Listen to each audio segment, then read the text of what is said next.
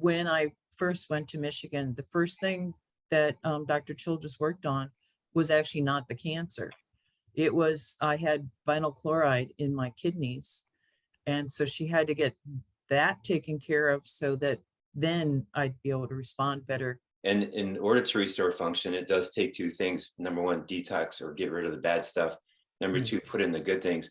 And had learned that, you know, how most of us, if you're breathing, you have parasites. So I've been on the Cellcore products like Para 1, Para 3 for quite a while, and I'm cycling it. Again, she tests me and sees that I'm making progress towards getting rid of these, just like I'm making progress on the Lyme.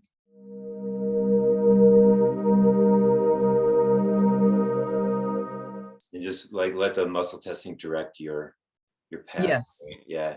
And I mean, it's not just directing the path, but it's also getting very specific with exactly what supplements and dosing that your body wanted at the time. But when you talk about tests too, at one point with the cholesterol, I was at 711. I think Dr. Childress said that was the top she's seen for her patients. So liver, gallbladder dysfunction.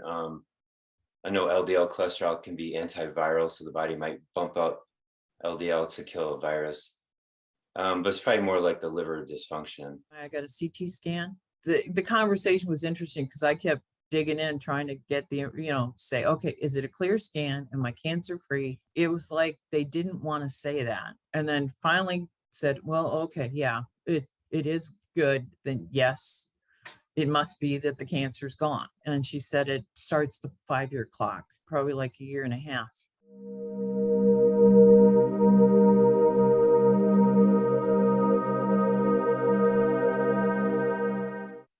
Okay. Now, in the last 3 years, drugs, chemo, radiation, did you do anything conventional in the last 3 years?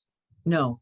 Now, when I went to the oncologist shortly after the first visit with Dr. Amanda, the oncologist wanted me to do surgery almost immediately before I got 2 weeks for the surgery and wanted to do 2 types of chemo. He at first didn't tell me I'm stage 4. I had to ask him, okay, what stage am I? He also used the word palliative. He was hoping I didn't actually know what that meant, you know, so I had to draw it out of him. Okay.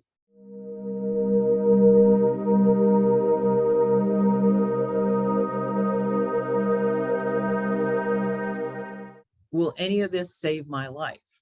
And he's, no, it will make you more comfortable while you die, which I don't see how surgery and 2 types of chemo is going to make me comfortable. Yeah, picture the viewpoint of an oncologist. They use drugs, chemo, surgery, radiation, and the results are horrible. Yes. And that's their life every day. You know, let's say they're working 5 days a week and they get the next patient in front of their face, the next patient, the next patient. And it's a horrible life to be the doctor that can only give drugs.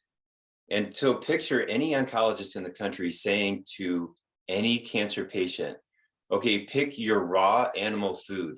Will it be liver, eggs, raw milk? Like what do you have an appetite for? Okay, so you're going to pick the raw eggs. Great, 12 a day. Go. Start now, 12 a day.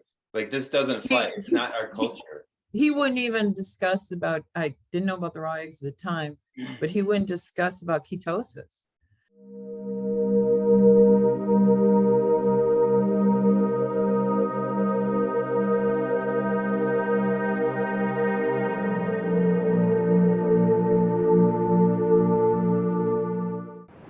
Annotated and summarized, easy to share with loved ones. The description below the title for this video has these summary points. From the website doctorstotrust.com, you can view the summary notes and share or print the PDF of those notes.